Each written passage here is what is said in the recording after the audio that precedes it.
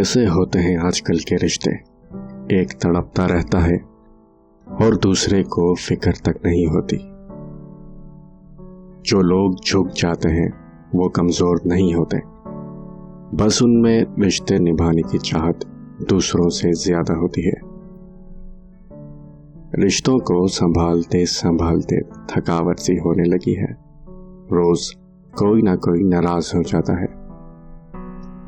रिश्ता हमेशा वही कामयाब होता है जो दिल से जोड़ा जाए, फुर्सत या जरूरत से नहीं। आजकल तो रिश्तेदार उन लकड़ियों की मानित हो चुके हैं जो दूर हो तो धुआं देते हैं और इकट्ठे हो जाएं तो आग लगा देते हैं। जब हम किसी रिश्ते से थकने लग जाते हैं तब हमें उसमें सिर्फ खामियां ही नजर आने लगती हैं।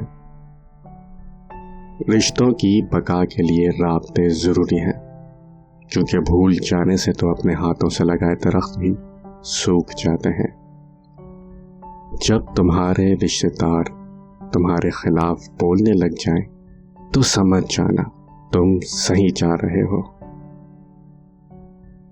अक्सर लोग रिश्तों की गीली जमीन पर फिसल जाते हैं। ये वही लोग होते हैं जो रिश्ते निभाने के लिए नहीं बल्कि रिश्ते वक्त गुजारने के लिए बनाते हैं।